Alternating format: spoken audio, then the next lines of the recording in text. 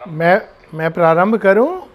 जी भाई साहब, आप अच्छा। प्रारंभ कर सकते जय माँ। सबसे पहले सबको बहुत बहुत प्रणाम।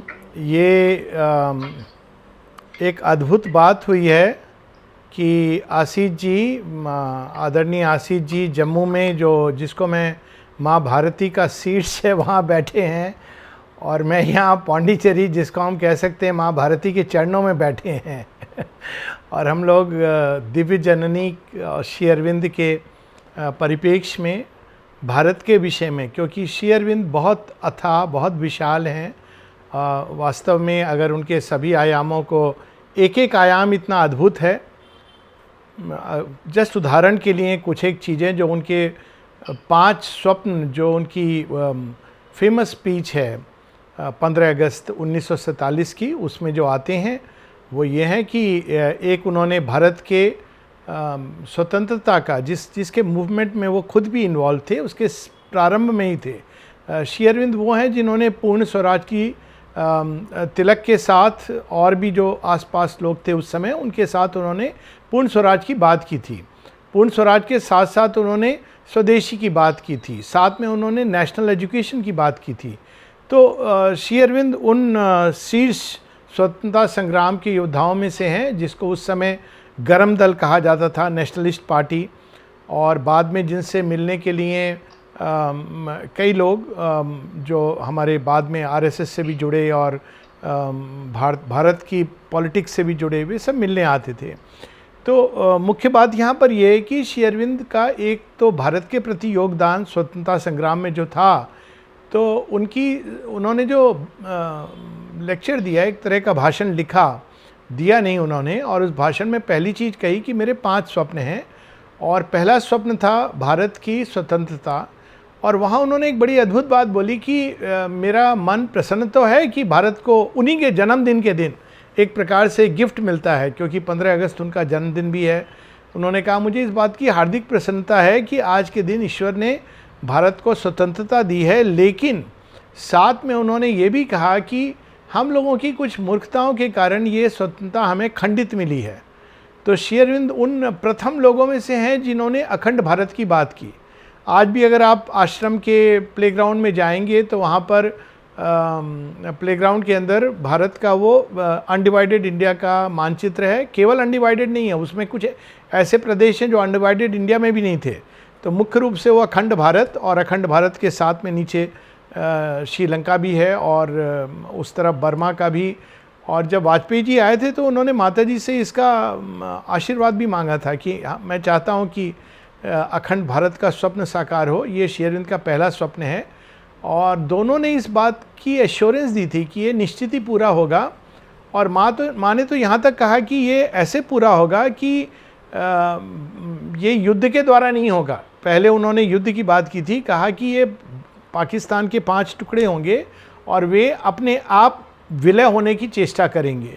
फिर उन्होंने विलय के बारे में ये देखा था कि a kind of federation, confederation, ये नहीं कि भारत का हिस्सा बन जाएंगे, बट एक कॉन्फेडरेशन के रूप में उन्होंने एक यूनाइटेड अनडिवाइडेड इंडिया की बात की थी। उसके पीछे परिप्रेक्ष्य में बहुत कुछ है, लेकिन अभी हम लोग संक्षेप में उसकी बात करेंगे। फिर दूसरा उन्होंने स्वप्न देखा था कि भारत केवल स्वतंत्र नहीं होगा। श्री अरविंद ने जब पूर्ण स्वराज की बात की तो उन्होंने 2 लेवल्स पर स्वराज की बात की थी। एक थी पॉलिटिकल फ्रीडम, और दूसरी बात जो उन्होंने की थी कि भारत अपने दृष्टि से, अपनी यूनिक दृष्टि से, अपनी आत्मा की दृष्टि से संसार को एक प्रकार का उदाहरण प्रस्तुत करे। यानी उनकी पॉलिटिकल फ्रीडम का आइडिया ये नहीं था कि हम फ्री हो जाएंगे लेकिन वेस्टर्न मॉडल पर बनाएंगे। ये स्पष्ट रूप से उन्होंने कई जगह कहा है कि यदि हमने वेस्टर्न मॉडल पे अपने आप को चलाया तो ये हमारे लिए वास्तव में एक अवनति का कारण होगा, क्योंकि भारत की अपनी दृष्टि है, उसका अपना अनुभव है, और वह दृष्टि संसार में आगे आनी चाहिए। तो ये दूसरी बात उन्होंने कही कि भारत को जो पूर्ण स्वराज है उसको एक तरह से भारत को आगे चल के विश्व गुरु बनना है। तो अब जब विश्व गुरु की बात होती है तो बात केवल टेक्नोलॉजी की नहीं है, किंतु विश्व की जो सारी समस्याएं हैं जो हम आज देख रहे हैं और पहले भी देख रहे हैं, उन सब का समुचित समाधान यदि कोई है, जड़ तक में जाकर के, अगर उसकी जड़ों में जाकर समाधान ढूंढने की अगर कहीं पर संभावना है तो भारत के अंदर है। ये भी अपने आप में एक बहुत बड़ा विषय है। किंतु अगर उसके मुख्य बिंदु को हम पकड़ें तो माता जी से किसी ने पूछा था कि how can humanity become one, तो माँ ने उसका एक छोटा सा उत्तर दिया था, by becoming conscious of its origin. और श्री अरविंद ने और माता जी ने दोनों ने कहा कि ये खासकर जो बाद में एक है सनातन धर्म, जिसमें आप रिलीजन के किसी एक फ्रेमवर्क में नहीं बांध सकते, वो बहुत विशाल है।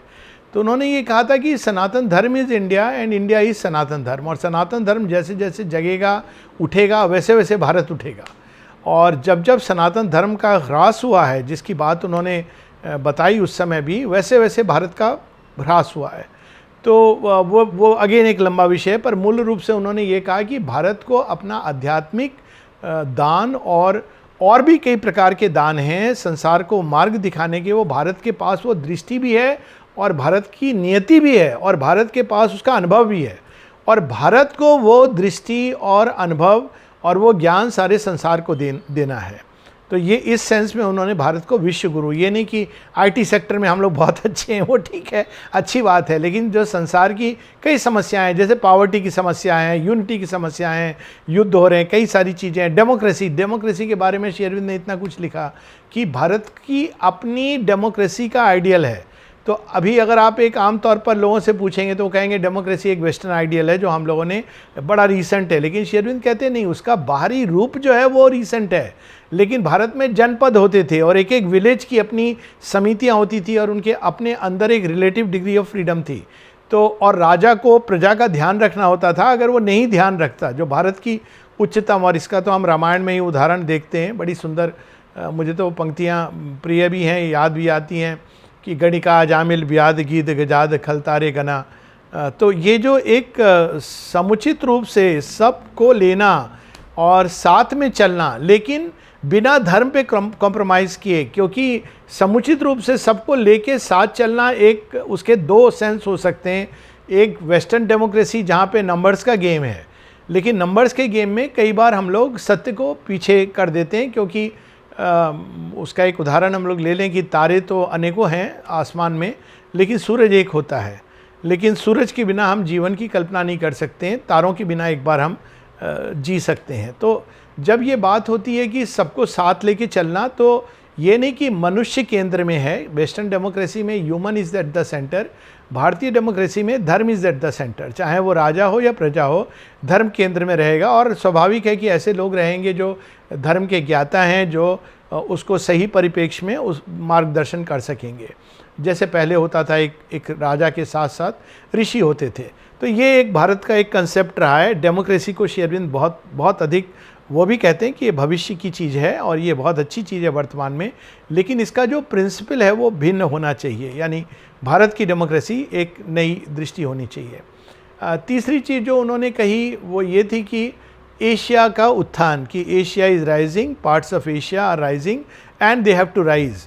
तो ये साइकिल ऑफ टाइम के हिसाब से उन्होंने ये भी कहा है कि अगर हम देखें, इसके अगेन संक्षेप में हम कहें कि एक प्रकार का प्रोफेसी है, ये सारी प्रोफेसी हैं।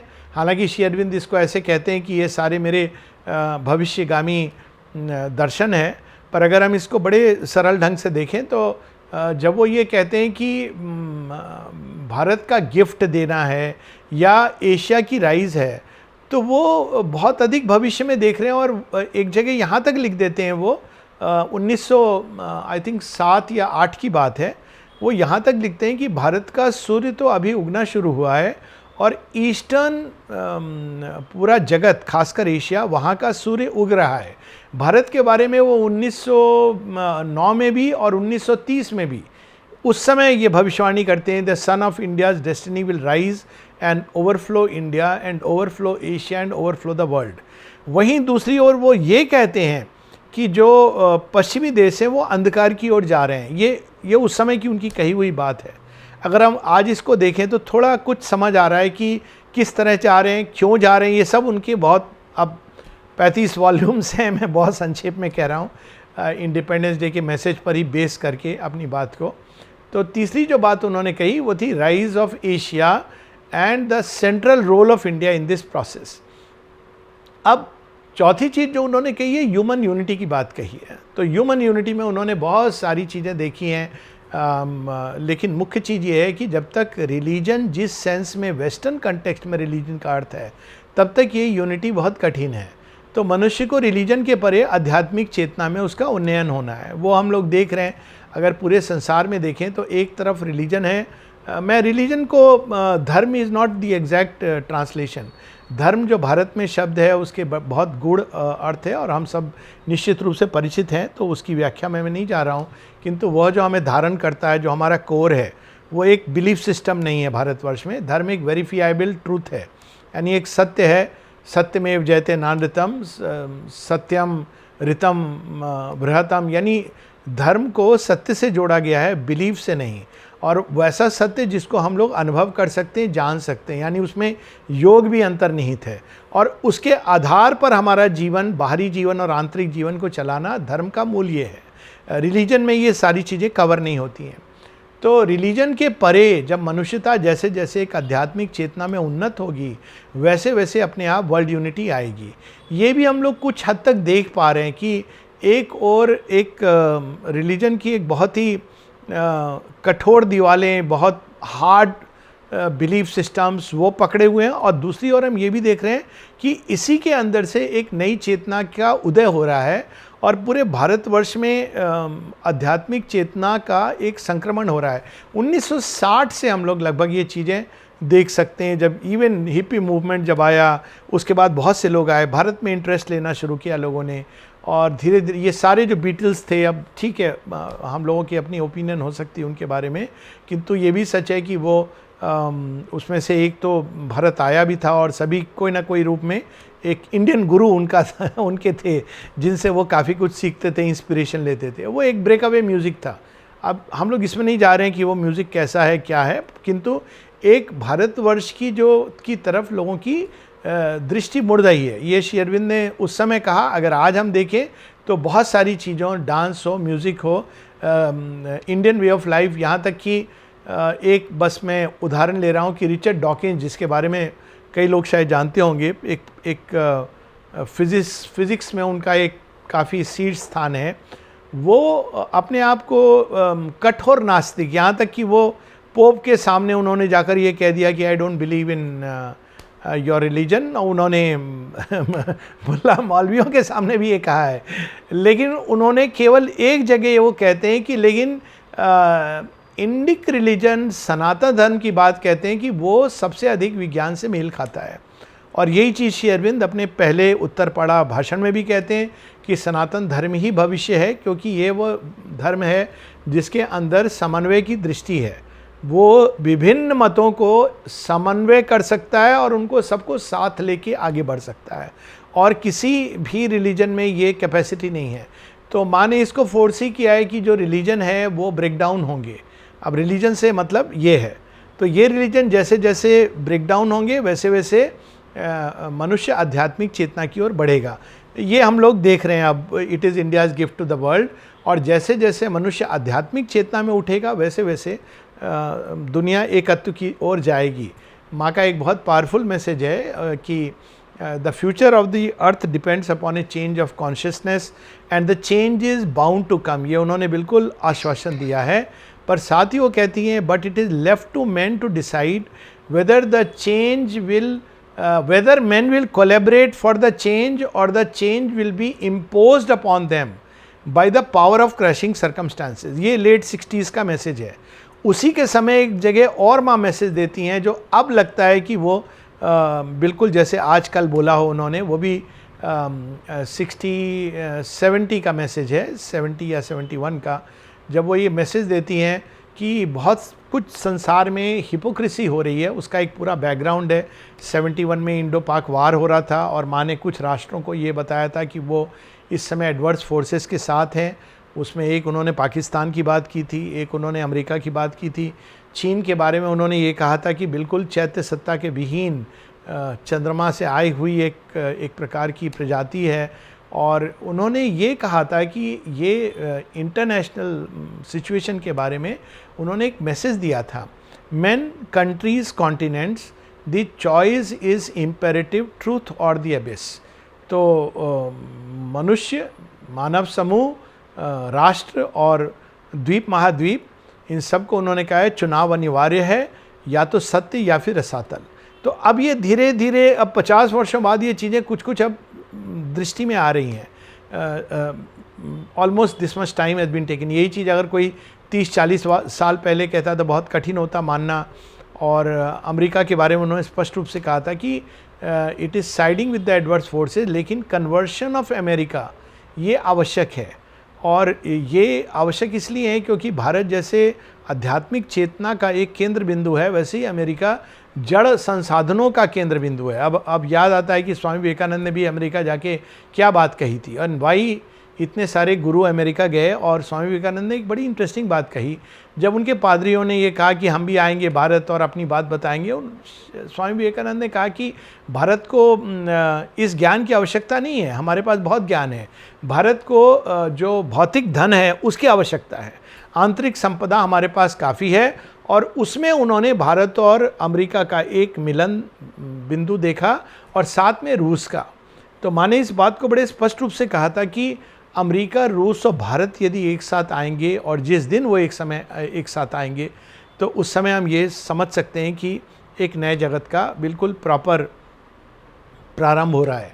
और हम लोग देखते हैं कि वो पास आने लगते हैं और फिर बिखरने लगते हैं। और उन्होंने कहा था कि ये भारत वो केंद्रीय कड़ी है जिसको ये काम करना है, जोड़ना है।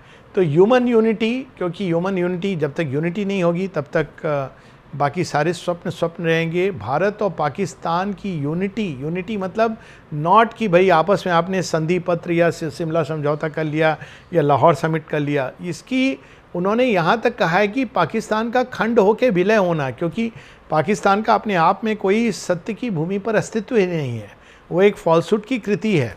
और जब तक उसका विलय नहीं होता तब तक भारत पूरी तरह से असक्षम रहेगा।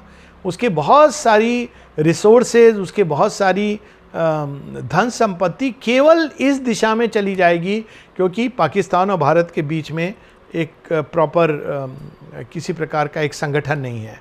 तो इनका गठित होना, जुड़ना आज नहीं तो कल ये निश्चित है और विश्व के लिए ये आवश्यक है। अब ये कैसे होगा, बीच में झलक मिलती है, लगता है कि ऐसा होने वाला है, फिर चीज़ें टल जाती हैं, फिर आने वाले होते हैं, क्योंकि मिथ्यात्व की शक्ति इतनी आसानी से छोड़ती नहीं। ये भी माने एक स्पष्ट रूप से कहा है कि a new world based upon truth refusing its old slavery to falsehood wants to take birth. In all countries there are men who feel it and it is to them we call will you collaborate. तो ये धीरे धीरे एक इस तरह से बढ़ने वाला मूवमेंट है जहाँ पाकिस्तान के अंदर, भारत के अंदर, विश्व के सभी राष्ट्रों के अंदर ऐसे लोग जो सत्य की चेतना में उठना चाहते हैं। और अगर हम ध्यान से देखें तो प्राइमरीली जो रेजिस्टेंस है वो पॉलिटिकल एस्टेब्लिशमेंट की है। मैं बहुत से लोगों को जानता हूँ व्यक्तिगत तौर पर भी, दोनों जगह जो बिल्कुल उनकी चेतना भिन्न है लेकिन पॉलिटिकल एस्टेब्लिशमेंट अलग है। इस विषय में भी श्रीमा ने ये कहा कि जो अंत में जो बदलेगा वो है संसार की जो अर्थव्यवस्था और दूसरा पॉलिटिकल एस्टेब्लिशमेंट। और जिस दिन ये दोनों बदल जाएंगे उस दिन हम निश्चित हो जाएंगे कि यस, अब नया जगत पूरी तरह अब प्रेसिपिटेट कर सकता है। तो हम देखते हैं कि इन दोनों में वो हो ही रहा है। हाँ, will talk about abstract to concrete, सारे प्रश्न लेंगे, बस 5 मिनट और।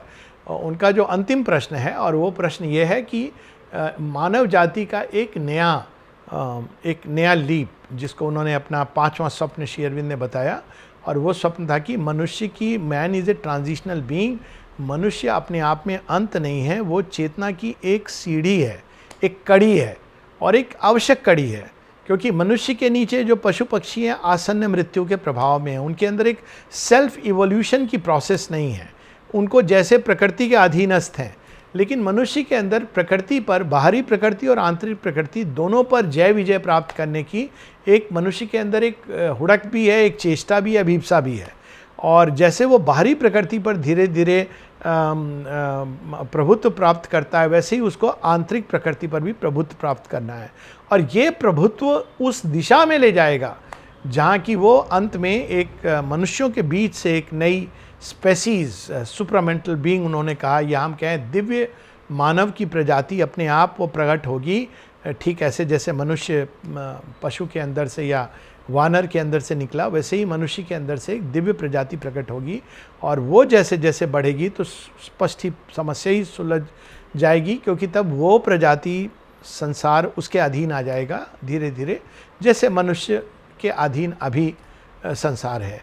तो ये सारे स्वप्न हैं, जो लास्ट स्वप्न है उन्होंने उसको देखा एट द एंड, जिसमें भौतिक रूपांतरण तक की बात कही है, change of very physical body, उसके लिए माने खैर 1000 वर्ष दिए हैं, 300 वर्ष कम से कम चेतना में मनुष्य के ये चेंज होने के, लेकिन बाकी सारी चीज़ें, और ये चौथी भी कुछ हद तक, लेकिन पांचवी भी, लेकिन वो एक लंबा विषय है, हम लोग देख रहे हैं कि कुछ हद तक उस दिशा में कदम बढ़ रहे हैं। अब ये एक बैकग्राउंड है, बहुत कुछ कहा है श्री अरविंद ने। एक छोटी सी कहानी से मैं समाप्त करूँगा, रियल स्टोरी। ये मुझे आसाम के किसी बहुत गणमान्य व्यक्ति ने बताई थी कि एक बार जब रॉबर्ट कैनेडी प्रेसिडेंट थे, उस समय चीन का जब अटैक हुआ था भारत के ऊपर, तो एम्बेसडर जो थे इंडिया के, उन्होंने उनसे कहा कि भारत को सहायता चाहिए। तो हालांकि वो हिचकिचाए, पर अंत में उन्होंने कहा कि ओके, बोथ आर डेमोक्रेसीज। फिर उन्होंने श्री अरविंद की ये पुस्तक ह्यूमन साइकिल, मानव चक्र, इसको निकाल करके वो कहते हैं, कौन कह रहे हैं, जॉन कैनेडी कह रहे हैं, तो वो कह रहे हैं कि ये पुस्तक में तुम्हारे एक भारतीय ने लिखा है कि thread from red China through Tibet, तुम लोगों ने क्यों नहीं पढ़ा और क्यों इस बात को नहीं सुना या सुना अनसुना कर दिया। तो जो एम्बेसडर थे उनके चौंकने की बारी थी, क्योंकि उन्होंने स्वयं ये नहीं पढ़ा था, परंतु उन्होंने बस इतना उनको पता था कि श्री अरविंद ने ये पुस्तक 1950 के पहले लिखी है, 1949 में ये सब पब्लिश हो चुका था, और जो बात हो रही थी 62 में हो रही थी, और चूंकि प्रेसिडेंट ऑफ अमेरिका को पता नहीं था, तो वो कहते हैं 2 वर्ष पूर्व एक भारतीय ने लिखा है। तो उन्होंने केवल इतना करेक्ट किया, कहा सॉरी सर, 2 वर्ष पूर्व नहीं, ये तो 1950 के पहले 40s की बात है जब उन्होंने ये लिखा है। तो श्री अरविंद ने उस समय जब यहाँ पर हिंदी चीनी भाई भाई हो रहा था, और माने तो यहाँ तक कहा है कि ये इतना डेंजरस है चीन के साथ मिलन करने की चेष्टा करना। एक बार उन्होंने अपने अंतर्दर्शन में भी देखा कि सब जगह चीनी आके फैलते चले जा रहे हैं। उन्होंने कहा this is a lunar race, और यदि ऐसा होता है तो ना केवल भारत की भविष्य की संभावनाएं विलुप्त हो जाएंगी, इट इज़ सो डेंजरस। तो ये सारी चीज़ें उन्होंने एक बहुत बड़े लैंडस्केप पर, काल के भी फ्रेम पर उन्होंने रख दी हैं, और बहुत कुछ है जो उन्होंने लिखा है, कहा है, उसमें हम लोग अभी नहीं जाएंगे, परंतु ये एक छोटा सा बैकग्राउंड है आगे प्रश्नोत्तर के लिए। तो मोस्ट वेलकम। जय। बहुत बहुत अच्छे से डॉक्टर आलोक पांडे जी ने श्री अरविंद जी के विचार वैश्विक परिप्रेक्ष्य में रखे हैं, और बहुत कम समय में आपने सभी चीज़ों को कवर करने की कोशिश की है। तो अभी जो रेज हैंड कर सकते हैं, जिनको मन में कोई प्रश्न है या कोई फीडबैक है, आशीष भारद्वाज जी, आप अपनी बात रख सकते हैं। हाँ, आप ज़रा कह देंगे तो शायद अच्छा रहेगा, क्योंकि हाँ। नमस्कार जी, आशीष भारद्वाज, पंजाब यूनिवर्सिटी चंडीगढ़। हाँ, कहिए। भाई साहब, आपने बताया कि अमेरिका, भारत, रशिया को मिलकर एक नई शक्ति उभरेगी, ऐसा एक स्टेटमेंट महर्षि अरविंद जी की है। रशिया को तो हम ट्रस्ट कर सकते हैं थोड़ा बहुत, लेकिन अमेरिका पर ट्रस्ट नहीं किया जा सकता। अभी उस टाइम की क्या देशकाल परिस्थिति थी जिस समय उन्होंने ये स्टेटमेंट दी, बट हम अमेरिका पर कितना ट्रस्ट कर सकते हैं? हाँ, बिल्कुल नहीं। बनाने वाला अमेरिका। हाँ। तो मेरा थोड़ा ये प्रश्न है कि उस परिस्थिति में, उस समय की दी गई स्टेटमेंट को आज हमें कितना इसको रिकॉग्नाइज करना चाहिए, या कितना इसको मान्यता देनी चाहिए? हाँ, तो पहले तो उस प्रश्न के एक बैकग्राउंड में चले जाएं। जो श्री अरविंद और माता जी कह रहे हैं वो एक इंटेलेक्चुअल या नॉर्मल भूमि पर नहीं देख रहे हैं, वो एक अलग आध्यात्मिक भूमि पर देख रहे हैं जो भविष्य को देख सकती है। परंतु जैसा मैंने कहा, उन्होंने स्वयं श्री माँ ने कहा कि ये अमेरिका इस समय पूरी तरह एडवर्ड फोर्जेस के कब्जे में है, ये भी उन्होंने कहा, और साथ में वो पाकिस्तान को पूरा एक फॉल्सूट का कंस्ट्रक्ट है, ये भी उन्होंने कहा। तो कहने का अर्थ ये कि वो ये केवल एक कहते ना सुंदर सपना नहीं देख रही थी, उन्होंने उसको रियलिटी के धरातल पे देखा हुआ है। ठीक वैसे जैसे कि मैंने बताया कि 1909 में श्री अरविंद ये कह रहे हैं कि भारतवर्ष का उत्थान होगा और कंडीशंस ऐसी बन जाएंगी जहां भारतवर्ष को इंडिपेंडेंस देना पड़ेगा। इनफैक्ट वो उन्होंने क्रिप्स प्रपोजल को श्री अरविंद ने कहा था स्वीकृति दे दो, ये डोमिनियन स्टेटस अभी मिल रहा है लेकिन इट इज़ प्रैक्टिकल इंडिपेंडेंस, वरना खंड हो सकता है भारत। और एग्जैक्टली यही हुआ। तो कहने का अर्थ ये कि वो एक अलग भूमि पर देखी हुई चीज़ है और अमेरिका के बारे में बिल्कुल सारी जो सिचुएशंस हैं, आपकी बात, ये सब देखी हुई हैं, पहले से देखी हुई हैं। लेकिन अगर हम ध्यान से देखें तो अब परिस्थिति जो है अचानक, ये जो अभी वर्तमान प्रेसिडेंट हैं और जो सिचुएशंस, लेकिन अगर थोड़े समय पूर्व हम देखें तो 9/11 के बाद, 9/11 के बाद एक पास में आना प्रारंभ हो गया था। तो ये होगा, चीज़ें पास आएंगी। फिर जैसा उन्होंने बताया 4 असुरों की बात की, उसमें एक है मिथ्यात्व का असुर, वो पूरा प्रयास करेगा। वो एक अलग विषय है, ऑकल्ट विषय, जिसमें मैं नहीं गया हूँ, कि ये जो असुर जिन्होंने राज्य किया है वो इतने आसानी से नहीं देंगे। तो ये कहा है माने कि विश्व परिस्थितियाँ ऐसी बन जाएंगी कि उनको ज्वाइन करने के अलावा कोई चारा नहीं रहेगा। अभी भी हम देख रहे हैं ईरान वार में भी लगभग ये चीज़ हो रही थी, लेकिन फिर से हम देख रहे हैं कि अमेरिका ने, कम से कम वर्तमान अमेरिका ने, लेकिन अमेरिका में बहुत सारे लोग हैं जो भारत के हितैषी हैं, जो जानते हैं इस बात को, ओपनली बोलते भी हैं, और उसको मैं उतनी बड़ी एक चैलेंज के रूप में नहीं देख रहा हूँ। है निश्चित रूप से, और ये भी सच है कि America is a creation of the British. मैं ये नहीं कहूँगा कि अमेरिका की क्रिएशन है, but fed by the Americans. लेकिन आप देखिए भगवान का कार्य कैसे होता है। अगर पाकिस्तान को फेड नहीं किया होता, अमेरिका ने खिलाया नहीं होता अपने हाथ से, तो 75 वर्षों में भारत कहाँ पहुँच गया, पाकिस्तान कहाँ पहुँच गया? ऐसा नहीं, वो पहुँच नहीं सकते थे। जब आप किसी बच्चे को उठने नहीं देते हैं, एक व्हीलचेयर में बांध के उसको स्वर्ण भोग परोसते रहते हैं, तो उसकी जो कर्मठता है, उठने की शक्ति क्षीण हो जाती है। तो ये पैराडॉक्स है, और इसके कई उदाहरण मैं ले सकता हूँ कि उन्होंने पाकिस्तान को खड़ा भी किया और उसको पंगु भी बना दिया कि आज अपने आप में वो नहीं सोच सकते हैं कुछ भी सिवाय बाहरी हेल्प के। तो ये भगवान का खेल है। आई कैन से कि वेट एंड वॉच, क्योंकि अमेरिका का कन्वर्शन भी आवश्यक है। जो भी हम कहें, ये फैक्ट है कि अगर वो बिल्कुल अपोजिट कैंप में रहता है तो संसार के लिए बड़ी विकट समस्या है। तो अब वो कैसे होगा, कुछ चीज़ें हैं जो मैं देख पा रहा हूँ, बट इट विल हैपन। और मेरी बहुत क्लोज परिचय अमेरिका के साथ, करीब 25 बार मैं जा चुका हूँ। तो I can say that political establishment और जो उनकी जो पॉपुलेशन है, उनके बीच में एक बहुत बड़ा अंतर है। हालांकि वो जो भी है से इलेक्शन होते हैं, but there is a big feeling for India to come up and come close. और वो एक दूसरे के पूरक हैं, आएंगे, थोड़ा प्रतीक्षा, ज़्यादा समय नहीं होगा। हाँ जी, Pushpendra ji, you can ask your question. जी, सबसे पहले तो सबको प्रणाम जी। वाहिगुरु जी का खालसा, वाहिगुरु जी की फतेह।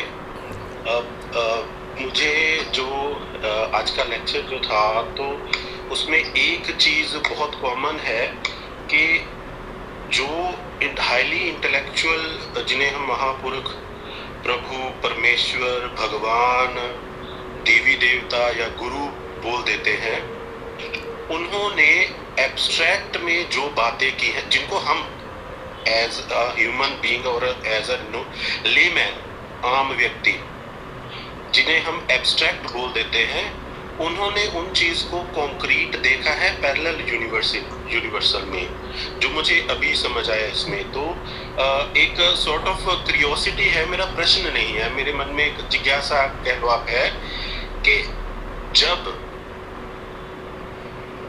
सनातन ही वो है जो उस शक्ति का मानव रूप है, तो जब अरब, मुगल, तुर्क, ईरानी वो सारे आए और उनके साथ भारत में तंबाकू, पान, बीड़ा, ये सब आया, हम इन्वेजन की और उनकी कन्वर्टिज्म की बातें करते हैं, हम उसको क्यों नहीं बाहर फेंक पा रहे, खत्म क्यों नहीं कर पा रहे। दूसरी बात, सनातन ये भी है कि हमने जो भगवान के दिए बाल हैं वो नहीं काटने हैं। तो बिफोर अरब्स जब ईरानी इन्वेजन होता है और सिंध को हिंद बोला जाता है और हिंदी बोला जाता है सिंध के आसपास रहने वाले लोगों को, और वो आते हैं तो देखते हैं कि ये इस जो सिर पे जुड़ा है जिसे राहु जो है वो स्थान कहते हैं, तो उसको काट दिया जाता है। तो आज तक हम वो परंपरा फॉलो कर रहे हैं सनातन में। तो ये क्यूरियोसिटी है कि हम वापस सनातन तक कब पहुंचेंगे, क्योंकि भारत विश्व गुरु तभी बनेगा जब सनातन उस तरीके से प्रॉस्पर करेगा, अपनी जड़ से जाएगा। हम वेद लिखने वाले लोग हैं। आज की हमारी पीड़ा ये है, मैं टीचर एजुकेटर हूँ, मेरी खुद की पीड़ा ये है कि हम किसी और का ज्ञान अपने आने वाली जनरेशन को आज भी पढ़ा रहे हैं। तो हम अपना ज्ञान जो भारतीय ज्ञान है, और जैसे हम लोगों को पुराने ज्ञान से नया ज्ञान देके पूरे विश्व को हम जागरूक कर रहे थे, तो हाँ। उसी स्थिति पे कब पहुंचेंगे, मेरी जिज्ञासा है। हाँ, तो एक तरह से बहुत सुंदर बात है। एक दृष्टि से हम देखें तो एक जैसा आपने बताया सनातन धर्म योग एक प्रकार से इसका प्रारंभ हो चुका है, लेकिन अगर आप बैकग्राउंड देखें कि 1000 वर्षों का बैकलॉग कुछ समय में नहीं जाता है, परंतु अगर मैं देखूं तो करीब 10 वर्षों से कम एक लोगों ने ये प्रश्न, बहुत सारे लोग हैं जो आज ये प्रश्न करते हैं, सनातन धर्म में रुचि बढ़ रही है सारे विश्व में, केवल एक जगह नहीं। और मैं तो इसको बड़े प्रैक्टिकल एक्सपीरियंस के साथ, मतलब चारों कॉन्टिनेंट्स में मैंने बहुत यात्राएं की हैं, और इसको प्रैक्टिकल एक्सपीरियंस के साथ कह सकता हूं कि लोगों की रुचि बढ़ रही है, क्योंकि वो देख रहे हैं कि सब जगह जो विचारधाराएं हैं वो बड़ी सीमित और संकुचित हैं। तो एक दृष्टि बढ़ रही है। हाँ, बहुत कुछ है जो करना बाकी है, तो उस हद तक ये प्रश्न बिल्कुल उचित है। कैसे होगा? ये ऐसे होगा जैसे जैसे हम लोग योगनिष्ठ होंगे, क्योंकि भारत ने ये कैसे प्रारंभ किया था? ये प्रारंभ उन्होंने कोई किताब से पढ़ के नहीं किया था, किताबें लिखी थी। जैसा आपने बड़ी सुंदर बात कही कि वेदों का ज्ञान कैसे आया था, ऋषि मुनियों ने इसको ध्यान के द्वारा, योग के द्वारा, तपोबल के द्वारा, तपस्या के द्वारा, आंतरिक यज्ञ के द्वारा इसको प्राप्त किया था। तो अगर हमको इसको वापस इसका अर्थ और एक नई चेतना के साथ, क्योंकि वेद कोई कुरान की तरह तो नहीं है कि उनका एंड वर्ड लिख दिया गया है, वो तो इवॉल्विंग है। जैसे जैसे नए लोग आएंगे, नए जैसे आपने उदाहरण दिया बड़ा सुंदर। अब तो मुझे कबीर दास जी ने कितनी सुंदर बात कही कि जो बोलूं सो वेद कहावा, जहाँ पग धरूं सो तीरथ। और पूरे अगर सिख खालसा में देखिए तो उन्होंने उस सत्य को नए ढंग से, जैसे जैसे अब सनातन धर्म की बैकग्राउंड में नए योगी आएंगे जो योगनिष्ठ होंगे। कहने का अर्थ ये कि ये दर्शन का विषय नहीं है, सनातन धर्म में एक योग का विषय है। श्री अरविंद ने इसको बड़े स्पष्ट रूप से कहा था कि we want real yogins, mere intellectuality is not enough. लेकिन अब जागृति प्रारंभ हुई है तो इंटेलेक्चुअलिटी से हुई है, इसलिए लोग ले रहे हैं, पढ़ रहे हैं। श्री अरविंद ने जो मार्ग दिखाया वो उन्होंने वो इंटेग्रल योग, सुप्रामेंटल योग की बात की, उसकी बात हम लोगों ने स्वाभाविक है नहीं की है क्योंकि वो एक अलग विषय है, किंतु उन्होंने जो मार्ग दिखाया है वो है योगनिष्ठ होने का मार्ग। अगर भारत योग से ऑफ कोर्स मेरा मतलब कोई केवल फिजिकल एक्सरसाइजेज या ब्रीदिंग एक्सरसाइजेज नहीं है, योग से अर्थ है जुड़ना, ओरिजिनल सेंस में भगवान की चेतना से मानव चेतना को जोड़ना। ये भारतवर्ष के जितने भी इंडिक बेस्ड रिलीजन है वो इसको मानते हैं, सेमेटिक रिलीजन इसको नहीं मानते हैं, भगवान कहीं और हैं और हम यहाँ पर हैं। वो एक परमानेंट द्वैतवाद है, लेकिन भारतवर्ष में हम ये मानते हैं कि there is a possibility of union with the divine. तो ये जैसे जैसे ये विचार मनुष्य के अंदर बढ़ेगा, डेवलप होगा, और अनेकों रूप से, ये भी हम मानते हैं कि केवल एक मार्ग से चल के आपको भगवान से ज्वाइन करना है, ऐसा नहीं है, बहुत से उपाय हैं, तरीके हैं। तो जैसे जैसे योग प्रोमिनेंट होगा वैसे वैसे भारतवर्ष में ये सनातन धर्म और जो सत्य है उसका प्रकटन होगा। एंड ये प्रोसेस शुरू हो गई है एक्चुअली। अगर हम ध्यान से देखें, एक चीज़ जो माता जी कहती थी, और मैं समझता हूँ, मैं तो एक कहते ना कट्टर आशावादी हो तो वो कहती थी कि निराशावाद से बिल्कुल बचना चाहिए, क्योंकि वो टेल ऑफ द डेविल है। और ये मैं तो मानता हूँ, अगर मैं देखूँ खुद भी 40 वर्षों में मैंने खुद देखा, एयरफोर्स में रह चुका हूँ, एफएमसी से पढ़ाई करने के बाद मैंने देखा है कि जो उस समय विचारधारा थी, एक छोटी सी उदाहरण दे सकता हूँ। आपने जो बताया तंबाकू लाए, मैं तंबाकू का उदाहरण दे रहा हूँ कि जब मैंने एयरफोर्स ज्वाइन किया था तो हमारे ऑफिसर्स मेस की पार्टी में smoking and drinking was the norm. तो मैं ड्रिंक नहीं करता था, तो ऐसा लगता था कि आई एम आउटकास्ट। और जब तक मैंने छोड़ा है, दैट इज़ 2003 की बात कर रहा हूँ, ड्रिंकिंग वाज रिड्यूस टू 30%। और आज के समय में अगर आप पूरे वर्ल्ड ओवर जाइए तो स्मोकर्स का एक अलग सेक्शन है वर्ल्ड ओवर, एयरपोर्ट्स पे, जहाँ वो आप स्मोक कर लीजिए। तो ये तो मैंने 40 वर्षों के अंदर देखा है अपने जीवन काल में। तो ये एक ट्रेंड है और भगवान के अपने तरीके हैं जिससे ये चीज़ें फलित होती हैं, चाहे उसके पीछे मेडिकल कारण या डिस्कवरीज रही हों, बट ऑटोमेटिकली जब एक बार दैव निर्णय ले लेते हैं तो वो संसार की सारी चीज़ें उस दिशा में चलने लगती हैं। तो मैंने ड्रिंकिंग स्मोकिंग का एक उदाहरण दिया क्योंकि ये एक चूँकि आपने उस परिप्रेक्ष्य में कहा था। So things are changing and we can be either on the side of look at जो बदल नहीं रहा है और उसको देख के हम दुखी हो सकते हैं, या हम उस तरफ की जो बदल रहा है और उसको हम कैसे शीघ्र ले जाएं, ये देख सकते हैं। क्योंकि अंत में यही होने वाला है। माँ ने इसकी बहुत बड़ी भविष्यवाणी की है कि धीरे धीरे मनुष्यता 3 भागों में बढ़ जाएगी। एक जो मनुष्य हैं लेकिन पशु तुल्य जीवन है, वो कोलैप्स कर जाएंगे। ये भी उन्होंने कहा है कि एक प्रकार का प्रलय, तो उन्होंने नहीं कही है कि इस बार नहीं होगी प्रलय, लेकिन काफ़ी लार्ज सेक्शंस ऑफ ह्यूमैनिटी जो पशु तुल्य है वो डिस्ट्रॉय होगी। अब उसमें बीमारी हो या कोई भी कारण हो, बड़ी नई नई चीज़ें आ रही हैं।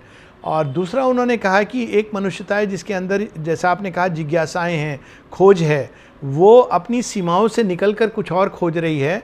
उसके बारे में उन्होंने कहा है कि it will be uplifted to a higher humanity. वो अभी एक नई प्रजाति सुप्रामेंटल योग अति मानसिक जगत के लिए तैयार नहीं है, लेकिन मनुष्यों में वो कम से कम एक हायर ह्यूमैनिटी बन सकती है।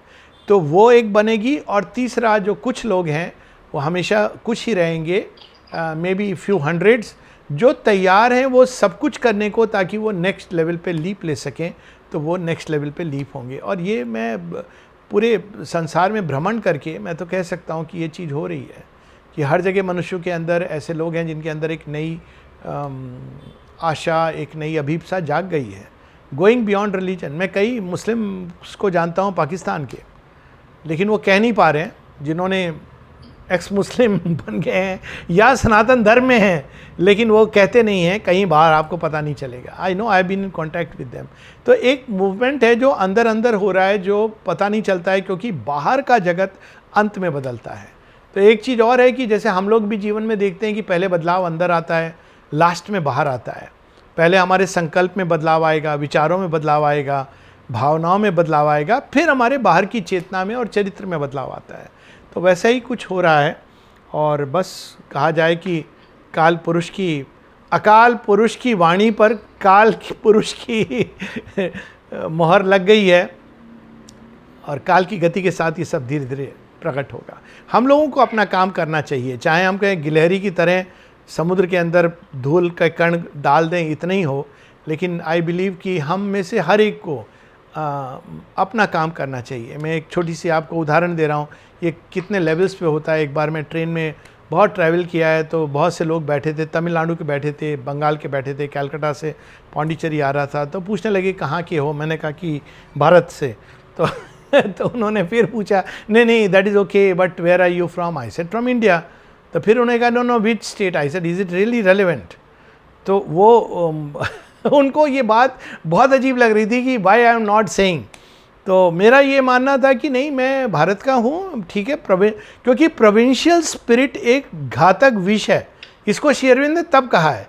उन्होंने कहा कि 3 कठिनाइयाँ हैं भारत के अंदर। उन्होंने ही वांटेड कि हम लोग भारत को एक देवी के रूप में, एक जीवंत सत्ता के रूप में देखें, ना कि एक भूखंड के रूप में। तो जीवंत सत्ता के रूप में देखने में जो उन्होंने बाधाएं बताई थी, उसमें 3 बाधाएं बताई थी। एक कहा था उन्होंने कि जो डिस्टेंसेज हैं उस समय, जो ट्रैवल के डिस्टेंसेज हैं, इसलिए लोगों का आपस में मिलन नहीं होता। जानते नहीं, समझ नहीं पाते एक दूसरे के दृष्टिकोण को। वो हम लोग देखते हैं कि ट्रैवल के साथ कितना बदला है। एक समय था जब आप अगर मद्रास में आइए तो उत्तर भारतीय मद्रासियों को हीन भावना से देखेगा एंड वाइस वर्सा, लेकिन अब चूंकि मिलने लगे हैं, जोक्स होने लगे हैं, एक दूसरे के मित्र बन गए। दूसरा उन्होंने कहा था कि हिंदू मुस्लिम यूनिटी की प्रॉब्लम है, लेकिन इसका भी उन्होंने कहा था कि टाइम विल टेक केयर। अगर ये भाव आ जाए हम सबके अंदर कि हमारे रिलीजन अलग अलग हो सकते हैं लेकिन हमारी माँ तो एक ही है, लेकिन वो जीवंत माँ का भाव आना चाहिए, ये नहीं कि केवल एक भूखंड है।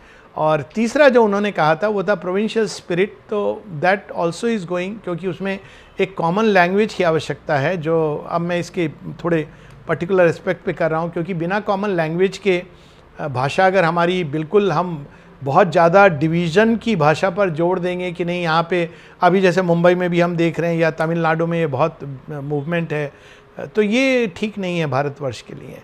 तो कॉमन एक इंडियन लैंग्वेज होनी चाहिए, चाहे वो आप हिंदी रखें या स्पोकन संस्कृत। हिंदी स्पोकन संस्कृत हिंदी इसलिए क्योंकि अगर आप तेलुगु में चले जाएं, मलयालम में चले जाएं, तो संस्कृत को अगर कॉमन आधार माने तो 90% चीज़ें मिलती हैं।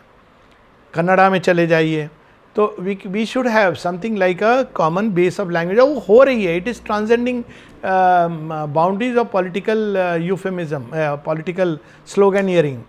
एक बस उदाहरण देता हूँ कि जब मैं आया था पौंडीचेरी सबसे पहले 1984-85 की बात है, तो वो तो बस स्टैंड पे कहीं पर भी वो अगर मैं तमिल में नहीं बोलूँ तो वो ना कोई सामान उठाएगा, ना ऑटो रिक्शा चलेगा, कोई नहीं करेगा। It was a resistance. आज खुद बोलते हैं सर हिंदी आती है, हिंदी में बोलो। ये I have seen this change in Pondicherry, I have seen this change in Bangalore, I have seen this change in Chennai. अब पॉलिटिशियन कुछ भी कहते रहें, पर है ये change, I have seen it my self. तो वो आता है परिवर्तन, वो एक कोई और चीज़ है जो पॉलिटिक्स से परे है और वो हम सबको उसमें ले जा रही है। तो वी हैव टू ट्रस्ट कि इस मूवमेंट के पीछे श्री अरविंद ने कहा था कि there is the divine behind this movement. काल चक्र बदलता है तो भगवान उसको बदलते हैं वास्तव में। अगर हम विष्णु पुराण भी पढ़ें, आजकल में उसका सत्संग चल रहा है, तो we see that divine decision होता है। फिर परिस्थितियाँ, मनुष्य ये यंत्र हैं, ये साधन अपने आप जुड़ते चले जाते हैं। रेजिस्टेंस भी होता है लेकिन अंततः सत्यमेव जयते नानृतम सत्येन पंथा विततो देवयाना। तो मुझे लगता है हम सबको उस मार्ग पे चलना चाहिए जो सत्य का मार्ग है, रित का मार्ग है। कम से कम एक व्यक्तिगत लेवल पे छोटी सी बात मैं तो कहता हूँ कि भाई हम सच्चे से जिएं जीवन को, हम अच्छे से जीवन को जिएं, बाकी संसार चलेगा। हर एक व्यक्ति जो एक सत्य का बीज बोएगा अपने अंदर, परिवार के अंदर, तो वो धीरे धीरे प्रस्फुटित होकर एक वृक्ष बनेगा जिसमें कई फल लगेंगे और कई लोग जुड़ेंगे। तो it should be like that from with in outwards. बहुत अच्छा भाई साहब। मेरा परिचय रह गया, अशोक जी माफ़ी चाहता हूँ, मेरा परिचय रह गया था। मैं निहंग के पुष्पिंदर सिंह हूँ, पंजाब यूनिवर्सिटी चंडीगढ़ में पीएचडी कर रहा हूँ ट्रांसजेंडर कम्युनिटी के एम्पावरमेंट। ओह बहुत अच्छा। जो धार्मिक ग्रंथ हैं या विविध फेथ की जो पुस्तकें लिखी गई हैं पहले, उनमें रुचि भी रखता हूँ और पढ़ी भी हैं। और उपनिषद जो है, मैंने 3 उपनिषद पढ़े हैं। और जो विष्णु पुराण जी की आपने बात की है, विष्णु पुराण जी की जो हमारी देवनागरी ट्रांसक्रिप्शन आती है वो पढ़ी है मैंने। बहुत सुंदर, बहुत सुंदर। साथ ही वो आपने 10 मिनट में ऐसे संतुष्ट किया है कि वो जिज्ञासा काफी लंबे समय से है। तो बहुत बहुत धन्यवाद। धन्यवाद। गया हूँ मैं चंडीगढ़ कई बार, अगली बार आऊँगा तो निश्चित रूप से मिलूँगा। जय धन्यवाद। और किसी साथी का कोई प्रश्न या जिज्ञासा हो तो संक्षेप में पूछ सकते हैं। चलिए पुष्पेंद्र जी, तब तक मैं एक प्रश्न पूछ लेता हूँ। हाँ। साथियों के मन में कुछ जिज्ञासाएं उत्पन्न हो जाएंगी तब तक। हाँ।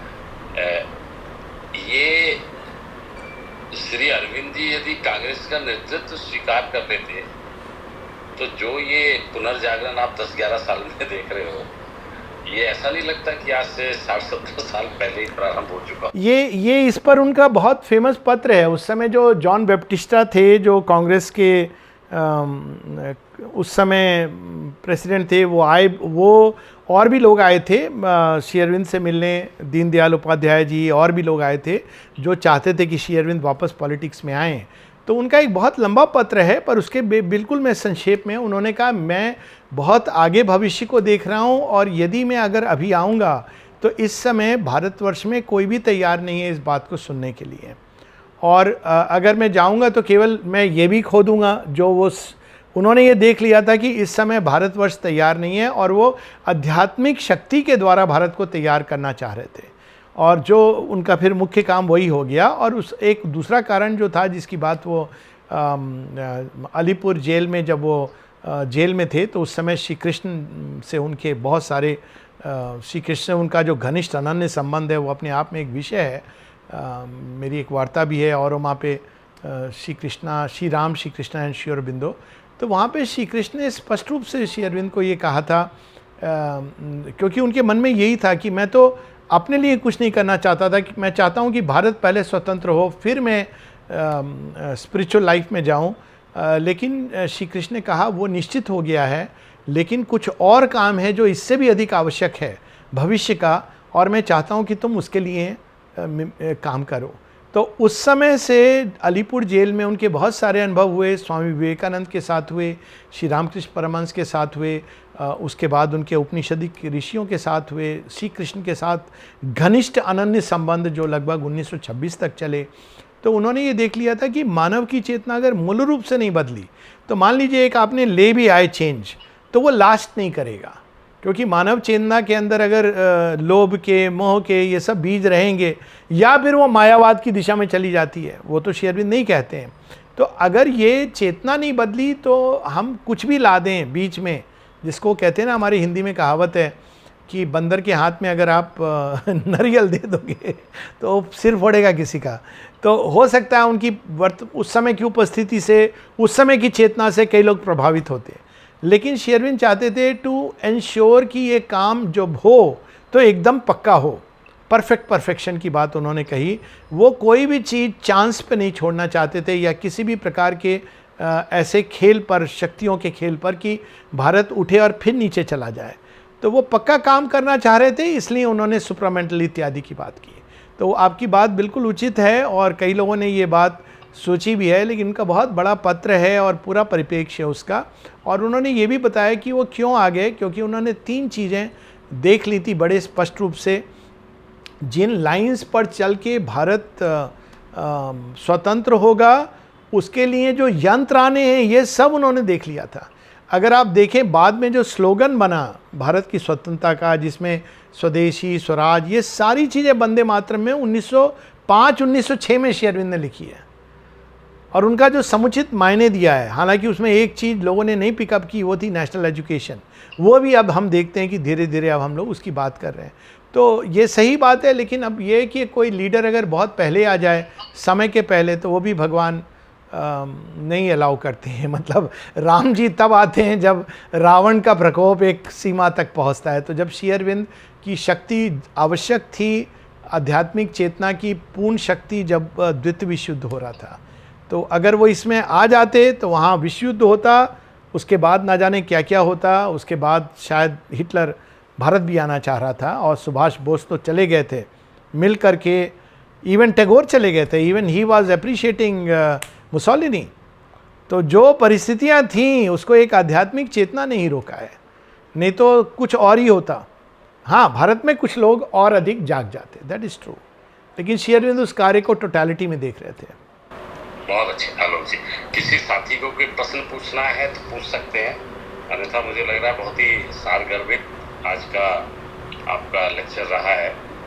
और भविष्य में भी कोई प्रश्न हो तो प्रश्न तो कभी भी आ सकते हैं। मेरा एक व्यक्तिगत वो भी है, askalokda@gmail.com। बहुत लोग प्रश्न करते हैं राष्ट्र संबंधी, विश्व संबंधी, मनोविज्ञान संबंधी।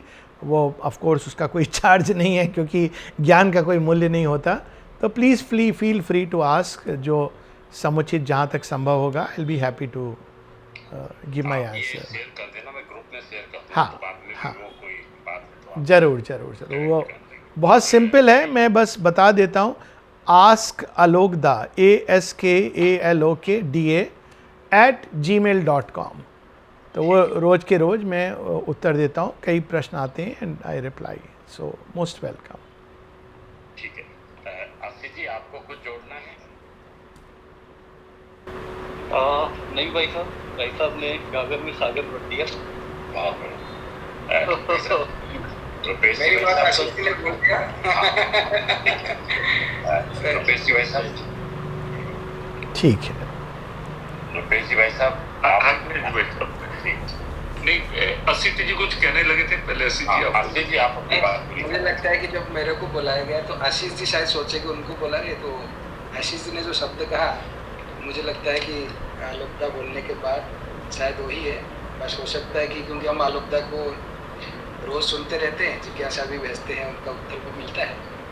बस इतना ही है कि एक हम सब लोग बहुत सारे स्कॉलर्स भी जुड़े हैं। एक श्री अरविंद आश्रम में रहे मनोज दास, जब उनके बारे में सुनते हैं बहुत बचपन में, वो एक कम्युनिस्ट ही रहे हैं हाँ और आंदोलनकारी रहे हैं। बाद में श्री अरविंदो के संपर्क में आके पंडिचेरी आश्रम में रहे पूरा जीवन। उनके एक बात आती थी कि उन्होंने बताया था एक बार कि चाहे दुनिया के जितने भी ज्ञान हैं, जितने भी विजडम है, ये सबको किसी समाधान के लिए अगर एकत्रित कर दिया जाए तब भी श्री अरविंदो की आवश्यकता है। मैं इस समय इतना ही कहते हुए आप सभी का धन्यवाद करता हूँ, आलोकदा को प्रणाम करता हूँ। प्रणाम प्रणाम। जय माँ, जय माँ।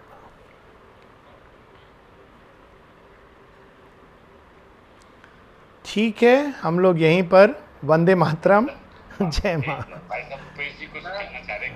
ओह, क्षमा करें, मैंने ध्यान नहीं दिया। हाँ धन्यवाद ही करने लगा था। हाँ, सॉरी, क्षमा करें, मैंने ध्यान नहीं दिया। हाँ चलिए, आज के इस गोष्ठी में हम सब ने आलोक जी को सुना और एक नए आयाम के हिसाब से हम इन दिनों जो विचार कर रहे थे कि हमारी जो ये टीम अपने भारत के पड़ोसी देशों को लेकर कुछ न कुछ अध्ययन का काम करती है, तो वैश्विक दृष्टि से हमारे महापुरुषों ने क्या क्या कहा है तो उसको हम लोग थोड़ा समझें, ताकि भौतिक जगत की जगह हम आध्यात्मिक दृष्टि से भी अपने देश को कैसे आगे बढ़ाना चाहते हैं। और हमारे महापुरुषों ने जो कुछ कहा उसकी हमने आज शुरुआत की है।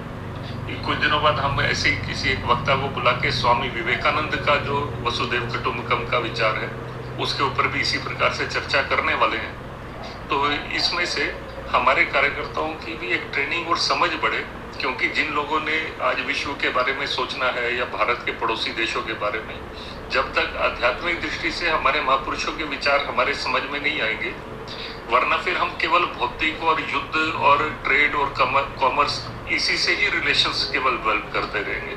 तो इससे ऊपर जो परमानेंट संबंध स्थापित करने हैं वो क्या हो सकते हैं, तो उसके बारे में आज आलोक जी ने हम सबके सामने रखा है। आलोक जी, आज के इस कार्यक्रम में अभी मैं देख रहा था कि दिल्ली यूनिवर्सिटी के शायद 7 या 8 प्राध्यापक हैं जो अलग अलग कॉलेजेस में पढ़ाते हैं, वो इसके अंदर जुड़े हैं। इसमें कुछ पंजाब यूनिवर्सिटी से रिसर्च स्कॉलर्स इसमें जुड़े हैं और सभी इस प्रकार के हैं सुनने वाले, सभी पीएचडी तो सबने की हुई है या कर रहे हैं। इस प्रकार के लोग इस संख्या और अच्छी संख्या के अंदर ये सब जुड़े हैं। ये जो आज आपने विचार रखे हैं, इनके माध्यम से ये हजारों लोगं के बीच में जाने वाले हैं। इसलिए श्री अरविंदो के साहित्य को पढ़ने की इच्छा जागृत हो इन सब के मन में, ये सोचकर ये रखा है। तो इसको और गहराई से पढ़ेंगे हम लोग तो और गहराई से हम सब समझ पाएंगे। आपका बहुत बहुत धन्यवाद। धन्यवाद धन्यवाद धन्यवाद। जय माँ। चलिए, शुभ रात्रि, सभी को नमस्कार और सभी प्रतिभागियों को भी नमस्कार।